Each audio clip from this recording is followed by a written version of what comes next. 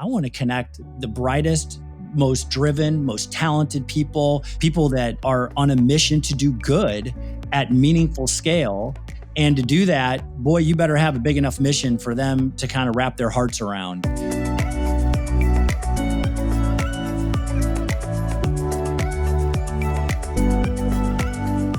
If you think purpose is just a bland little word for your mission statement, let me tell you, you're missing out. Welcome to How Leaders Lead. I'm David Novak, and every week I have conversations with the very best leaders in the world to help you become the best leader that you can be. My guest today is Barnard, the founder, chairman, and CEO of GoodLeap, which helps homeowners finance upgrades that make their homes more sustainable. He's also got a fantastic foundation, and I can't wait for you to hear more about it. Because I'm telling you, Hayes is a guy who is driven to making a lasting impact in the world. And he's proof positive that when you lead with a clear sense of purpose, the impact goes way beyond the bottom line. It creates connections between people, ideas, and teams. Today, you're going to see how it's done. Plus, he's got some great stories from his time working with Elon Musk and Larry Ellison, and you do not want to miss out on those. So here's my conversation with my good friend and soon to be yours, Barnard.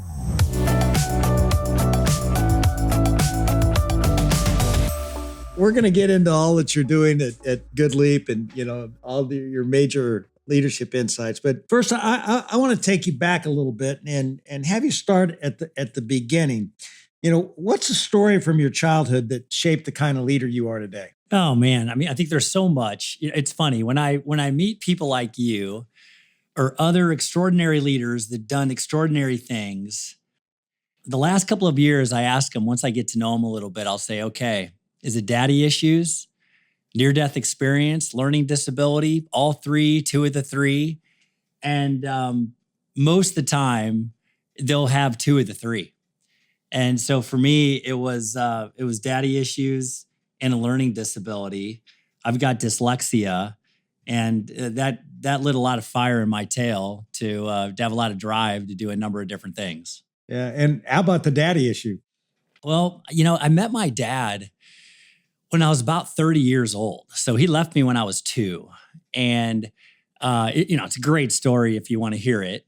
But I think just growing up without a father, with a single mom, living in an apartment in Missouri as an only child, no brothers and sisters, watching your mom work 3 jobs, definitely gave me kind of a caretaker mentality where I became a leader at a very young age. And I took on a lot of responsibility at a very young age, but also gave me a lot of drive to make sure I was going to be able to take care of my mother and all the other people in my life. And one of my big missions was to give my wife the life that my mother never had, give my children the life that I never had.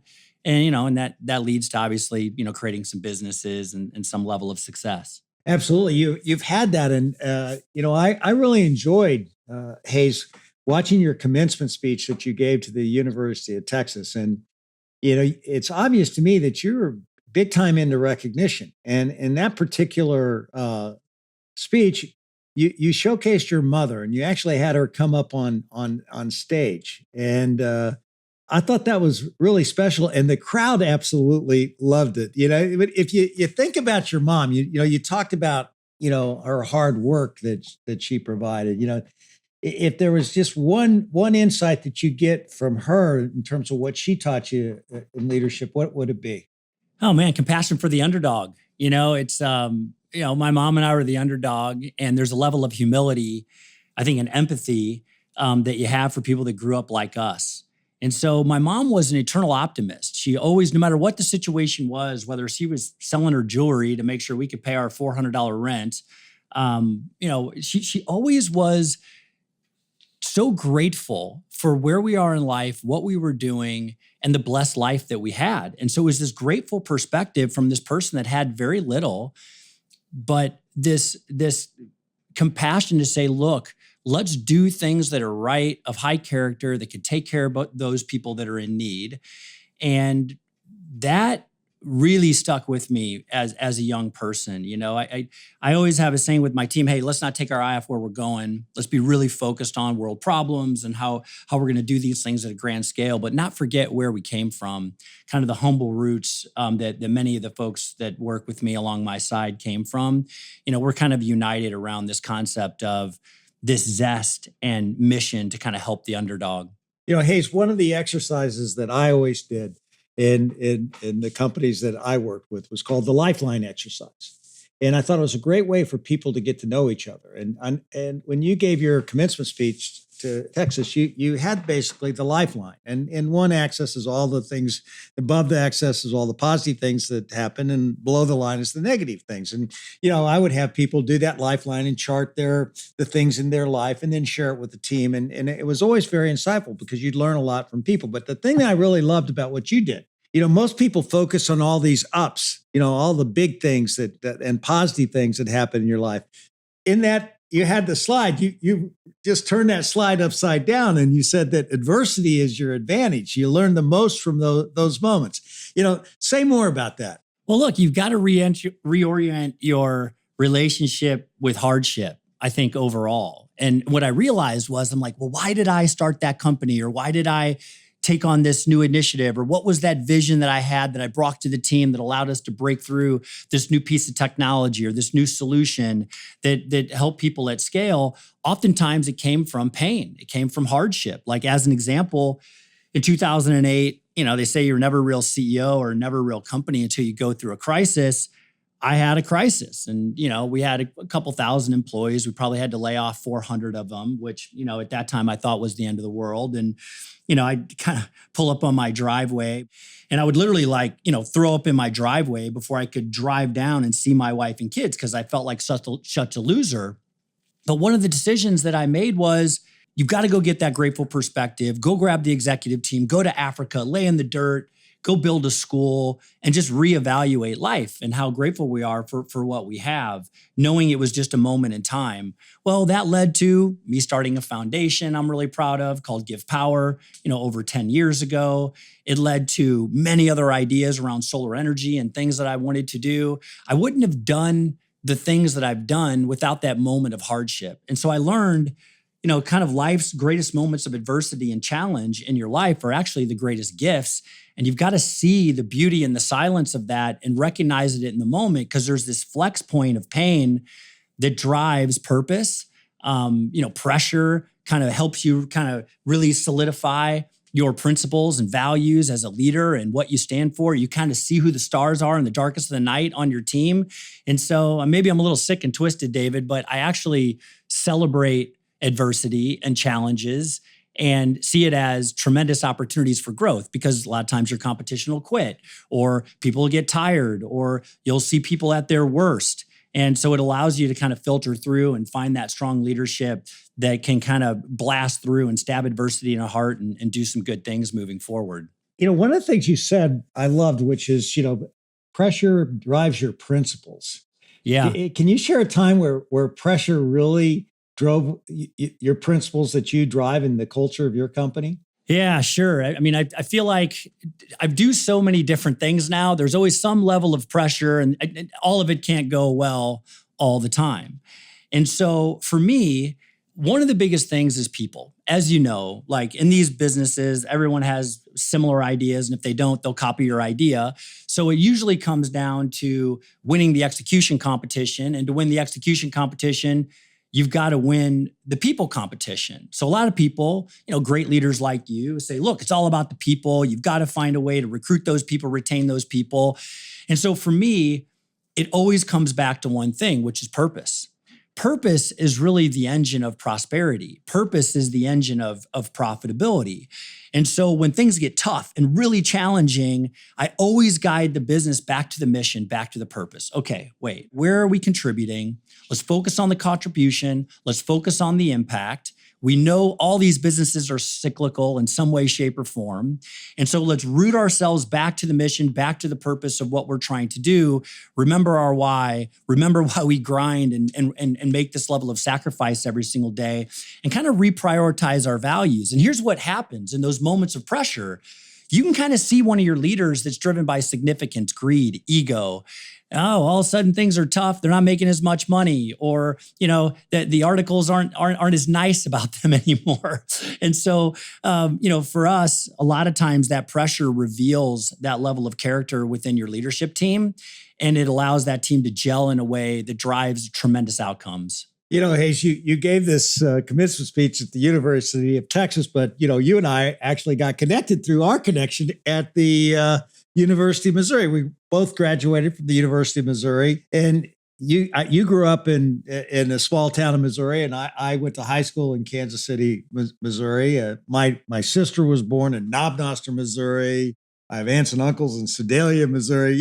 When we think about it, what did that Midwest upbringing do for you as a leader? Oh man, it's like, look, I love my time at Mizzou. I mean, it was great. I have such good friends there. I have such amazing memories. It was an incredible 4 years.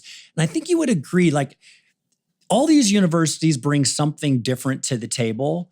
If you go to Stanford, it's all about technology and breakthrough innovations and dream, big, you can achieve anything. And, you end up, creating Google or Hewlett Packard or, whatever amazing company has come out of there. At the University of Missouri, I would say, a few things.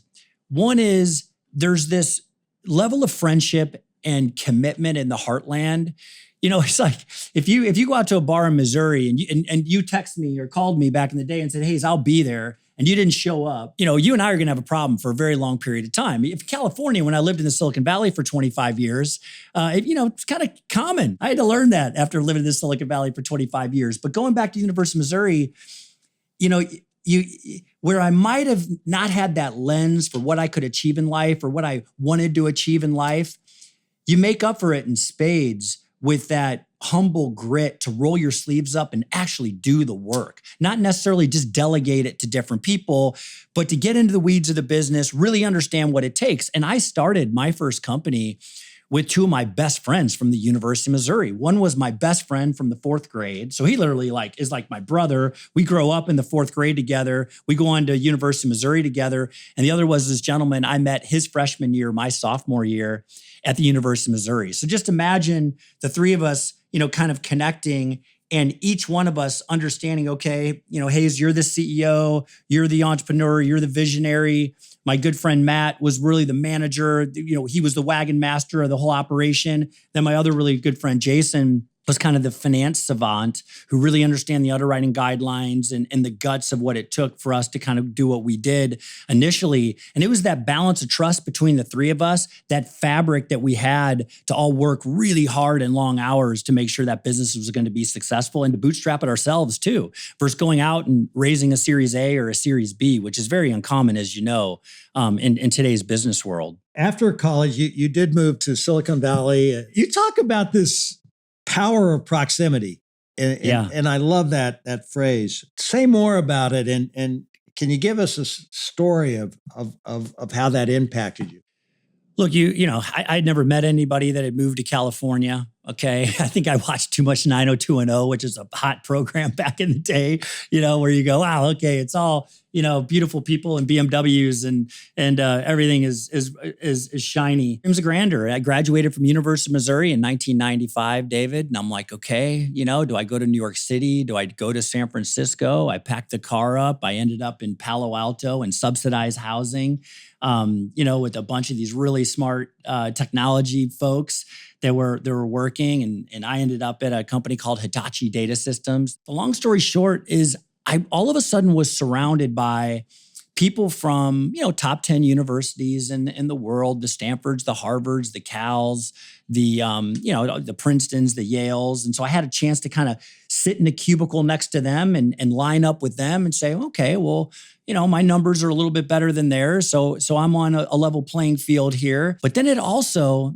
allowed me, in the evenings when I was breaking bread with, now some iconic leaders of the world, to listen to the way they thought about what they wanted to achieve, the world problems they wanted to solve, the things they were focused on, the scale in which they were thinking about, and the impact that they were thinking about. And it really opened my eyes. You think about it. I was so fortunate. I had an opportunity to work with Larry Ellison, who at the time was the wealthiest man in the world. I worked for him for about 7.5, 8 years. Then I launched my companies. And then, my first company then was purchased by Elon Musk, and I had an opportunity to go, work with, Solar City and him for, almost a 9-year period of time. And so I had an opportunity to learn from, two really talented people that built, exceptional companies in Oracle and Tesla and all those kinds of things. And it really changed my trajectory and my thought process as a person on what I wanted to do with my life and where I wanted to focus my time. So what did you pick up from Larry Ellison that really taught you the most when you were at Oracle? He was such a phenomenal product mind as it related to software and technology. And the piece I just couldn't wrap my head around was, wait a minute, you can sell $80 million in software and all the customer gets is a CD. You literally ship them air and they pay $80 million and this is sold virtually over a phone. Like, this can't be real. And these were relatively complex concepts at the time. There were these pieces of software. I sold the software Oracle Database 7.0. And then, Larry was a big visionary and he'd say, we're not just going to be a database software company. We're going to move to, a model where we also sell Oracle Financials and Oracle HR and supply chain management and all these applications. And it's going to be an integrated suite. Obviously, that goes into, software as a service and the cloud and all these things. But what really was eye-opening to me, if you build a great product, you have the ability to significantly lower your customer acquisition cost because you could hire a knucklehead like me right off the turnip truck in Missouri to sit in a cubicle that could sell several $1 million in software on an annual basis. And that was mind-blowing to me. Hey everyone, it's Kula, and if you are looking for a resource to help you level up as a leader, go and get our weekly Leadership Digest. It's our roundup of leadership resources that we deliver straight to your inbox every Friday morning. It's totally free, and there are thousands of leaders who are using this resource to stay sharp in their role as a leader. So go to howleaderslead.com/digest, grab this free weekly newsletter, go to howleaderslead.com/digest and get it today. Hayes, what was it? You have your two buddies from Missouri, but what was it that made you say, I'm going to break out and start my own business? I'd lived in the marina in San Francisco, and I just kept thinking about my legacy, and not to be corny, but I'm like, okay, what are you really doing in your life? Do you want to sell software for the rest of your life? Do you find deep meaning in this? Or do you want to do something else? And that was the push I needed to kind of think about, okay, I want to start my own business. I want to do something I'm really passionate about, a place I can make a difference. And so I kind of worked through all these funny iterations of corny companies I was thinking about starting that had no meaning at all, from car washes to Randy Palmine's hot tub service up in Lake Tahoe. I mean, just corny things. And finally, it came down to, could I virtually sell finance and mortgage solutions and insurance solutions virtually like we did at Oracle? And basically, my first business, I created a bad version of Quicken Loans. But what took you to your good business? That business grew very quickly. Fortunately, it ended up being a very profitable company. I still own that company today. It's a division of a division of a division of a company, but it led to me continuing to think through, how do I make a greater impact in the world? What could I virtually, kind of educate consumers on in a way that they don't understand this product, they don't know this product, where I could really change the world, where I could basically potentially lower the carbon footprint, or solve world hunger, or solve climate change, or whatever you talk about when you're like a 30-year-old kid. And ultimately, I realized that 40% of all carbon emissions were made from decisions made in and around the home, from the car you drive to the way you power your home. And I go, wow, if I could electrify homes, if I could electrify the home, that would be amazing. That would be a real business, an exciting business. And if I could also save the Underdog money at the same time, where they could upgrade their home could go up in value, they could save money from day one, that even gets more exciting. And so that was the next iteration of kind of how I evolved as an entrepreneur. And I really got into basically selling residential solar virtually, throughout the country. And this company was enormously successful, and you were acquired by Solar City. which was the leading solar company in the world, which happens to be owned by Elon Musk, who you mentioned a little bit earlier. I read the Musk autobiography by Isaac Jacobs, and I thought it was incredible. And I mean, he's great, the greatest innovator of our time for sure. But he seemed like a pretty hard guy to work for. I mean, what was it like to really work for him? Because he seemed to be demanding, seemed to be, if you didn't have all the answers, you seemed to be out of there. I mean, there was a lot of stuff that came up in that book, that I wouldn't necessarily ascribe to being the typical, well, he's not, obviously not, but he's not the 2025 great leader by the book these days. Would you say that or not? Well, look, I mean, yeah, so much of what you said, I think it was a great autobiography. It was very well done. Look, Larry was kind of the same way. If you were in the bottom 20% at Oracle, you were cut that year. It was, and then the cream rose to the crop. The good news is, if you're young, you got promoted every year as well. And so I was that guy that was kind of in the office on Saturdays and Sundays while everybody else was playing basketball, and people thought I was a little bit crazy. So I took that into my first company. I took that into, Solar City when I was a chief revenue officer there, and managed about, 10, 12,000 people there of the 20,000 people that we had. And I found it incredibly refreshing, the pace of play, the sacrifice people were willing to make, the mission-based drive within the organization, the kind of moonshot mentality of we could do anything. I loved it. I mean, it was heaven for someone like me that could see the level of sacrifice of people that would, sleep on cots in conference rooms and make that level of sacrifice to change the world in really positive ways. So honestly, I kind of found my tribe then. That was my moment where I felt like a little bit of a fish out of water throughout my life. And, if people were going to Harpo's at University of Missouri or Fieldhouse or all those places, David, I wasn't there as much, I attended, but people always looked at me like, he's a little type A. He's a little too serious about life. He needs to chill out a little bit and relax. And so they're probably right. If you ask my wife and kids, they'd say the same thing. But there, I didn't have to chill out. I didn't have to relax. I could push myself really, really hard. I could see that gear for what I had personally. And then, we were recruiting some of the top talent throughout the world to come work with us. So how fun is that? Where you literally have an opportunity to recruit the brightest people in the world to come work with you. And that level of proximity, there's so much self-policing that's taking place. If you're a B player, you're getting washed out of that environment real quick. If you're A player, you're so motivated and excited, inspired by your peers and the people that you're working with and their pace of play and their drive. And that becomes infectious. And that drives a lot of value for shareholders, but a lot of excitement for the people that are building those technologies too. Early on, you had this passion, it seems like, for creating legacy.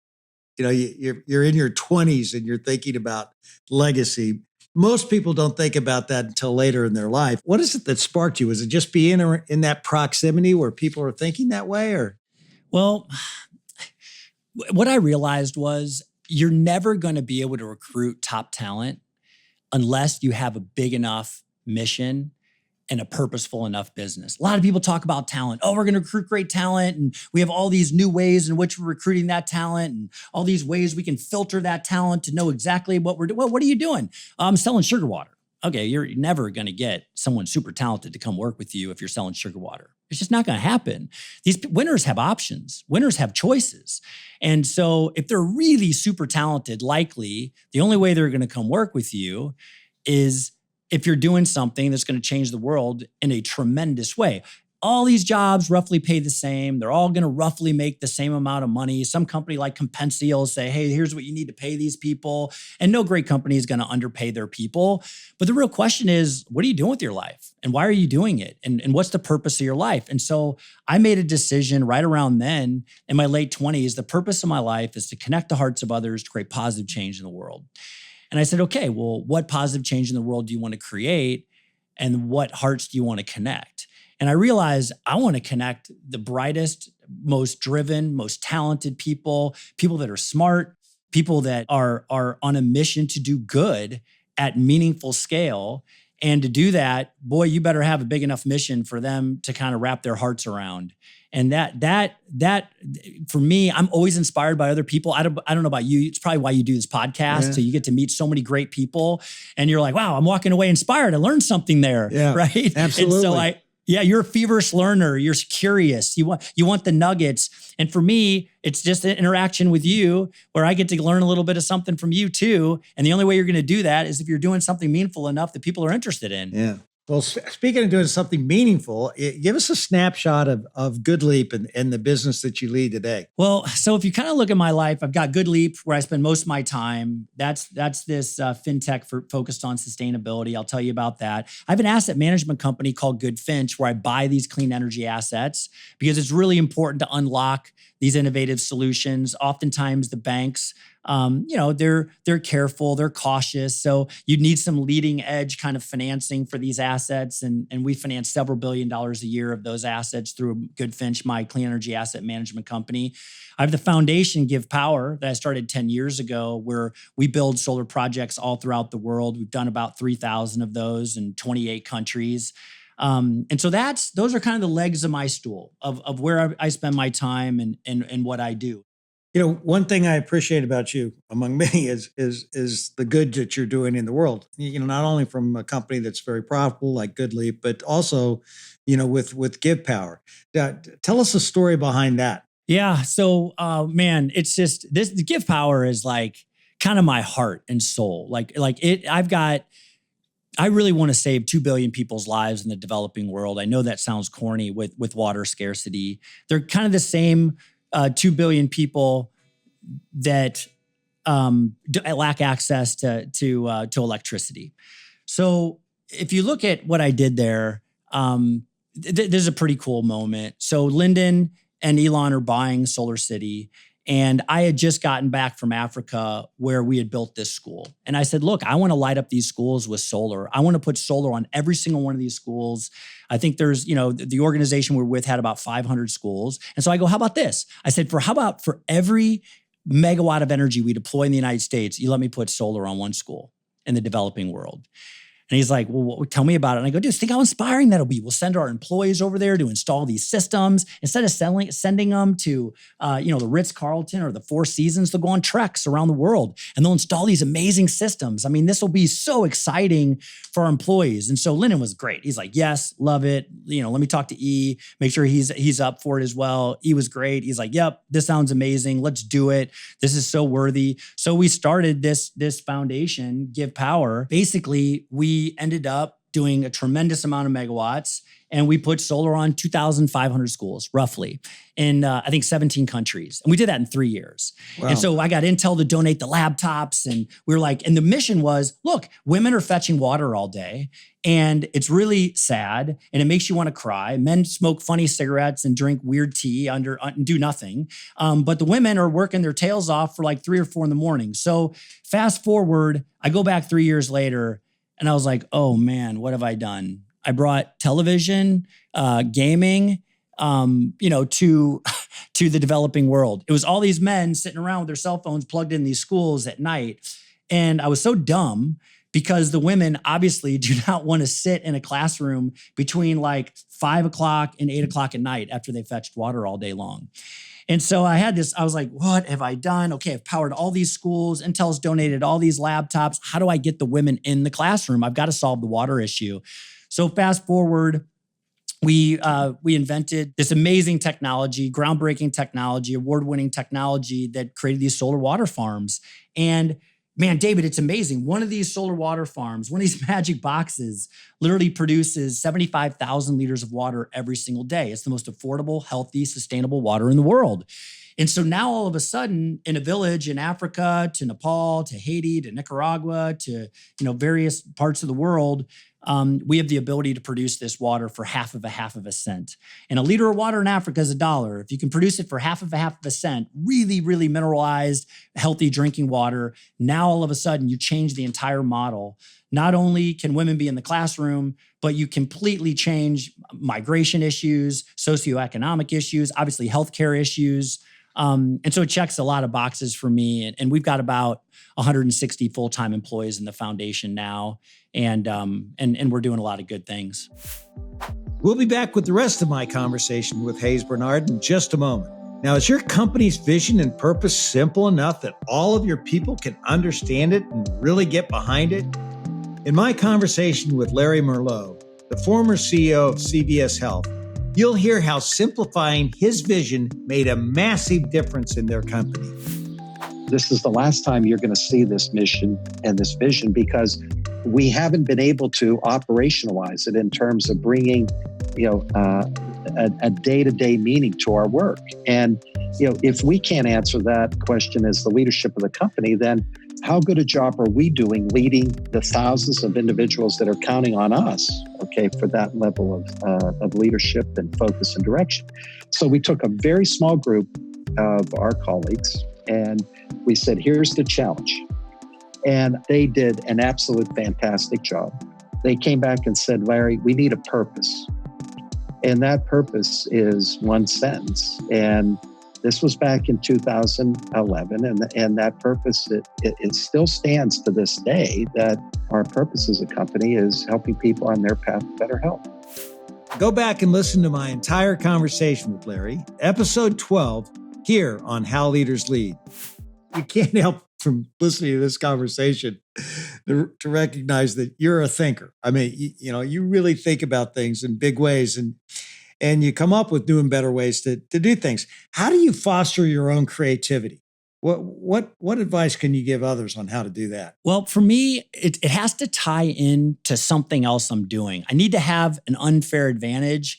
I need to be in a situation to where one thing kind of can bring up the other thing and vice versa. You can do anything, you can't do everything. And as you know, people reach out to guys like you and I constantly about, will you be involved in this or that or these other things? And I wanted focus. And I wanted, to really make sure my efforts went towards a couple of things that I could make a real impact in, but before, I left this planet. So just think about GoodLeap for a minute. This is really cool. I haven't really talked about this before. So GoodLeap goes out, it finds all these products that basically can electrify the home, allow people to save money, lower the carbon footprint. We then go out to the finance and banking institutions and say, look, would you finance this at scale? Would you finance it over 10 or a 20-year period of time? We have about 37 major financial institutions that finance these assets on their balance sheet. These are sovereigns.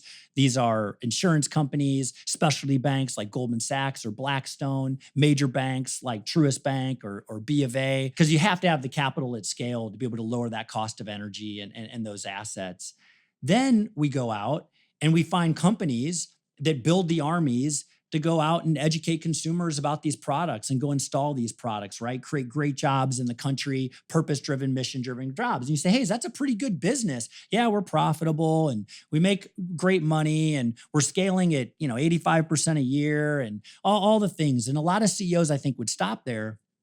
I thought about, how do I tie my for-profit company into my 501c3 nonprofit Give Power in a way that's meaningful for both organizations to create a continuum of good and a flywheel effect. And so what I did was I went out and I met with about 200 CEOs on the platform that say, yes, we'd love to use GoodLeap at point of sale to finance these items. It allows us to open our aperture to say yes to consumers more, it lower our customer acquisition costs, sell more things, install more things. Hayes, thank you very much. And I said, look, what if you just paid me $20 from every single transaction on the platform?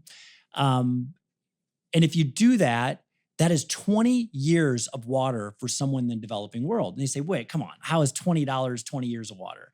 And I said, well, here's the math on this crazy solar water farm. We use desalination and reverse osmosis to pull water out of the ocean. And we do it off grid with solar and battery storage. And come on, you can't do that. And well, no, we did. We won this award in Africa. We won this other award in Dubai. And here's how it works. And they're like, wait, what? How much is the water? It's half of a cent. And they're like, well, wait a minute, you're telling me for $20, I can provide 20 years of water for someone throughout the developing world? Yeah, that's the number. And they said, I would do that per transaction.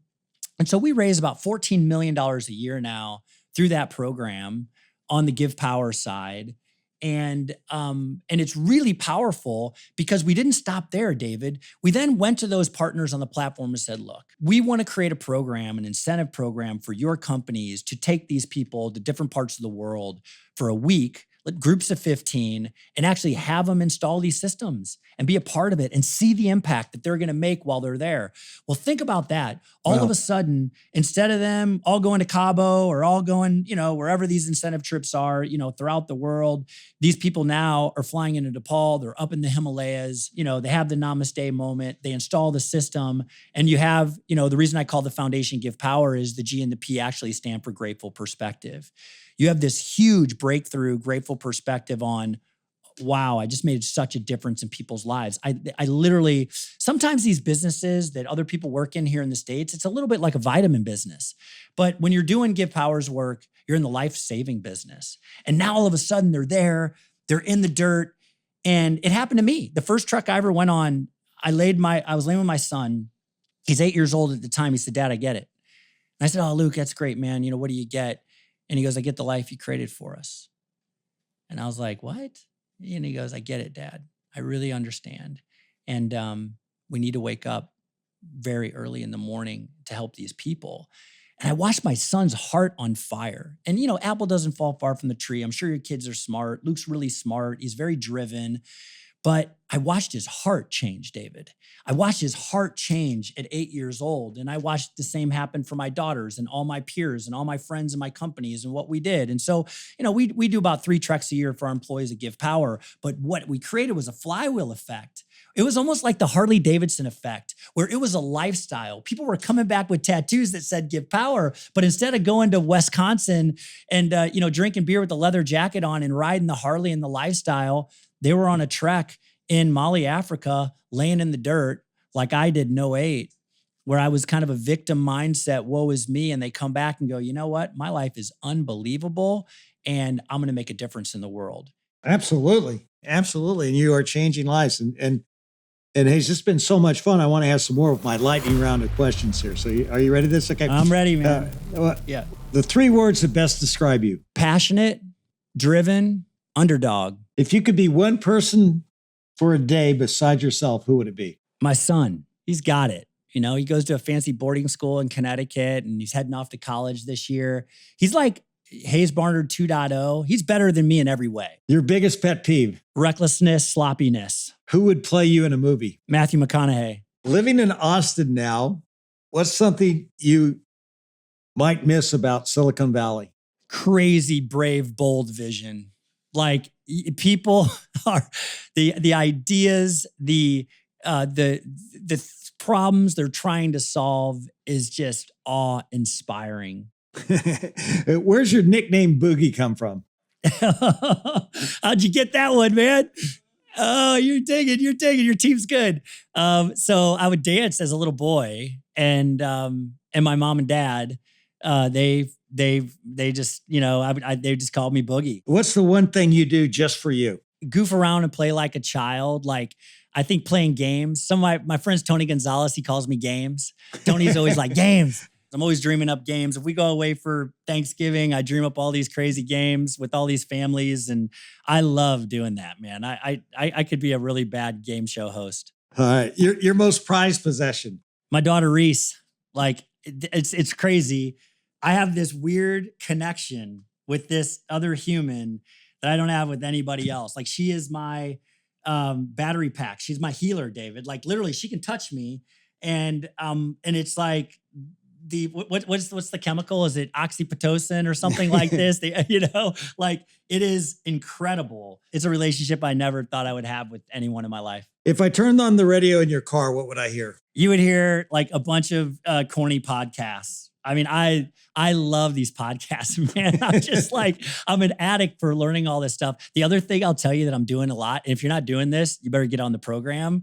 I talk to my AI now half the time in my car. So I will lay my phone there and I'll just be talking to my AI, because you can learn anything you want. It's like having a genius in your pocket. And so I just have these conversations all for probably where I used to podcast constantly.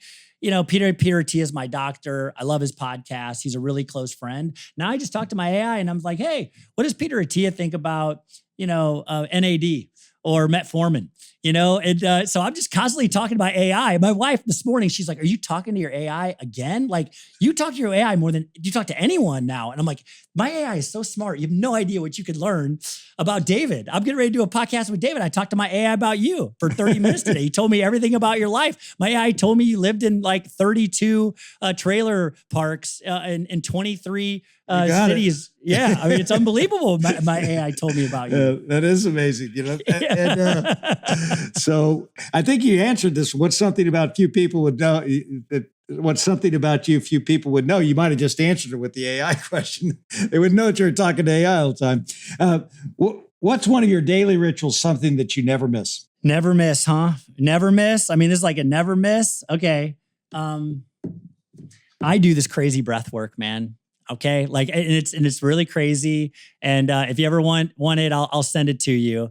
But it allows me to kind of get out my nervous energy. I happen to just carry, I think, a lot of angst for whatever reason. And so I'll do my breath work, even if it's only for 3 minutes. I'd like to do it for 30 minutes, but I try to do it every single day.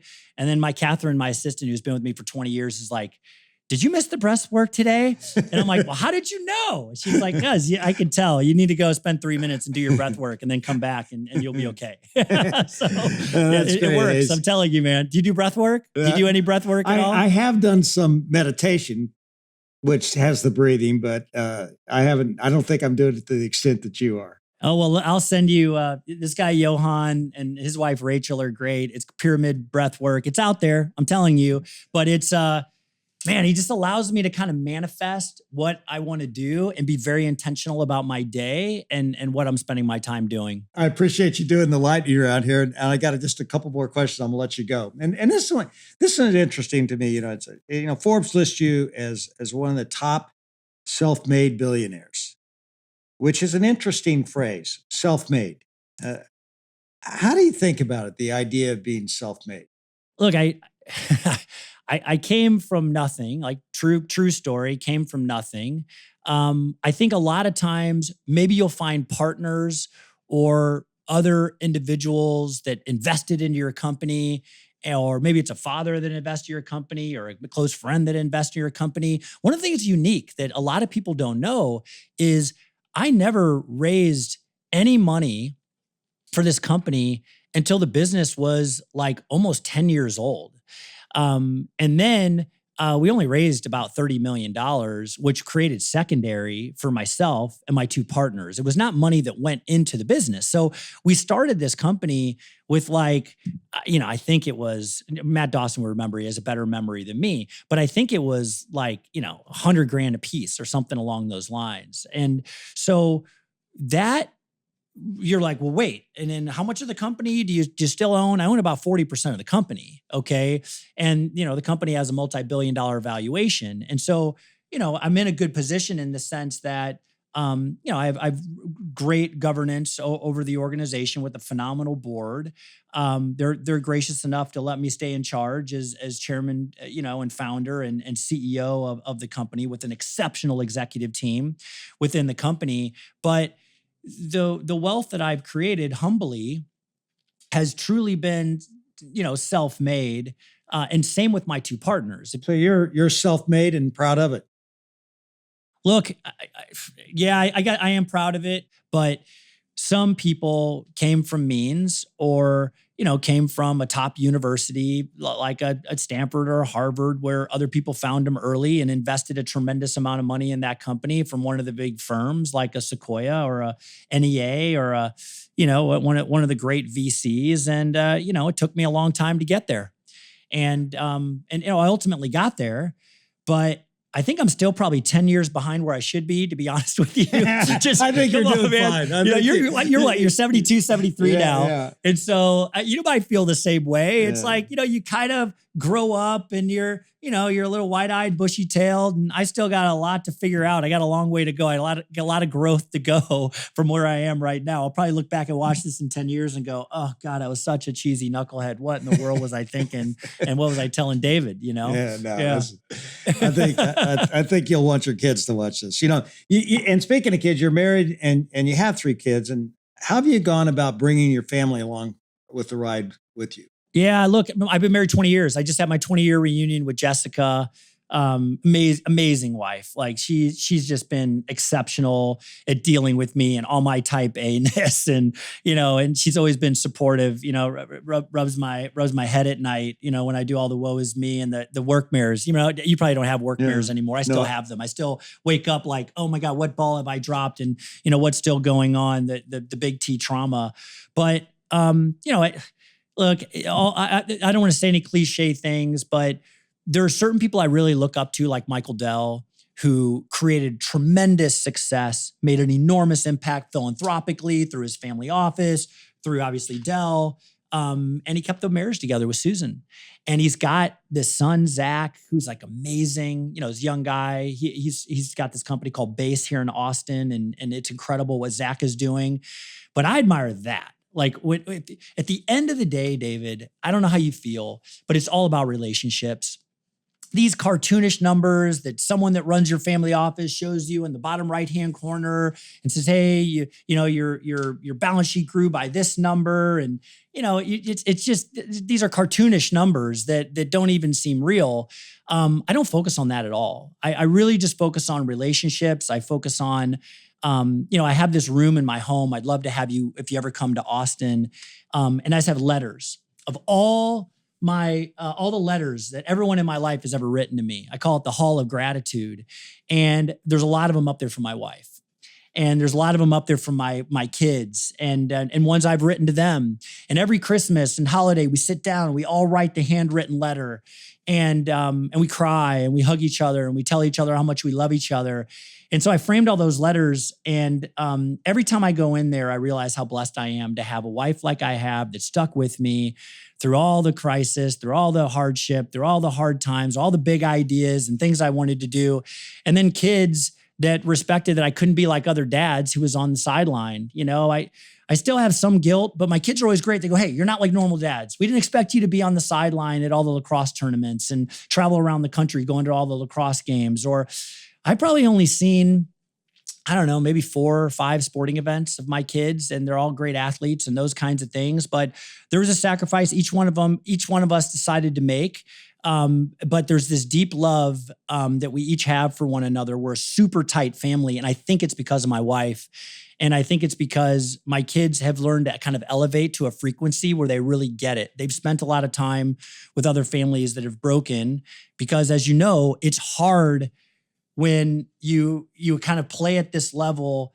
Things get treacherous. Things are difficult. People are taking shots at you. The devil doesn't tempt you with spinach, if you know what I mean. And so people can get crazy real quick. And so because of my family, there's this groundedness I thank them for. And it's amazing. It really is like kind of the foundation for hopefully who our family is and the legacy that we'll have for many generations to come. That's fantastic that you can say that and have the family that you have. That's incredible. Last question. What's one piece of advice you'd give to anyone who wants to be a better leader? Ooh, okay. I get one. I would say believe in a better way. Like a lot of times in meetings, you'll hear people that'll say, oh, we can't do that or we can't do this. You have to believe in a better way. You've got to constantly be innovating. And a lot of these companies, they'll achieve some level of success and they'll just stop innovating. And they don't really know why, but it's the comfort crisis. They kind of have enough money in the bank and they start calling in rich, or, they just don't want to work hard enough to break through that next thing, because innovation is hard. As you know, innovation is difficult. Innovation creates a lot of uncertainty and frustration and chaos at times amongst organizations and deliberation. And so you've got to have a leadership team that always believes in a better way. And if they do, they're like, okay, how do we recruit better? How do we retain better? How do we build better technologies? How do we service our customers better? How do we create a better culture amongst the organization? Or that believe in a better way mindset, it creates an abundant mindset. An abundant mindset creates a lot of giving, and that creates a culture that stays together and a group of people that stays together for a very long period of time. I've lost very few direct reports in my life. Very, very, very few. And that's difficult when you achieve some of the levels of success that we've done. But I think it's respect and the mindset of innovation that we can do this much better than what we're doing today that inspires them the next day in the future for what we can build. That is just such a great insight. Believe in a better way. And Hayes, I knew I was going to enjoy getting to know you through this podcast, doing a little research on you, getting ready for the podcast. And I want to thank you for sharing what you shared in such an open, honest way. And thank you for being a leader who is committed to making the world a better place. And you're one hell of a guy, and I'm glad I got a chance to talk to you today. Thank you very much. Well, listen, I'm so grateful to meet you, the impact that you've made at the University of Missouri, the fact that you grew up in 30 trailer parks in 23 states and achieved the things that you did with Yum. I have some great executives that used to work with you that work with me now, and you're a legend. The way they talk about you, and just thank you for staying humble, grounded, and winning the giving competition. I always say, look, I'm going to win. You got to promise to play, but life's a giving competition. And I can tell that you've done that your whole life. You're a big giver to a lot of people, and you've made such a positive impact in so many people's lives. And so thank you for leading the way. Big inspiration and a lot of respect for you. Okay. Last thing. MIZ. ZOU, my man. Let's go.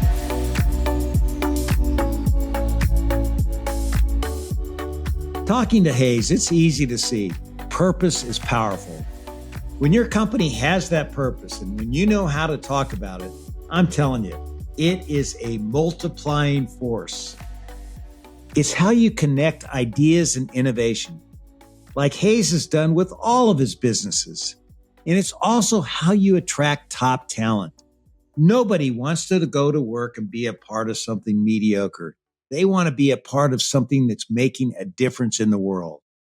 And like Hayes says, purpose is the engine of profitability as well. And it can create the kind of chain reaction of momentum that's absolutely impossible to stop. This week, think about an organization you admire for their larger purpose. Study how they talk about purpose and how they've made that connection with their people. And then see what ideas you might be able to use in your own organization. So do you want to know how leaders lead? What we learned today is that purpose creates connection. Coming up next on How Leaders Lead is Chrissy Taylor, the CEO of Enterprise Mobility. I tell all of our leaders and all of our teams that our number one job is to grow and develop our team. Our people are our secret sauce. My purpose in getting up every day are amazing 90,000 people. That's how we have fun every single day. That's how we succeed. So be sure to come back again next week to hear our entire conversation. Thanks again for tuning in to another episode of How Leaders Lead, where every Thursday you get to listen in while I interview some of the very best leaders in the world. I make it a point to give you something simple on each episode that you can apply to your business so that you will become the best leader you can be.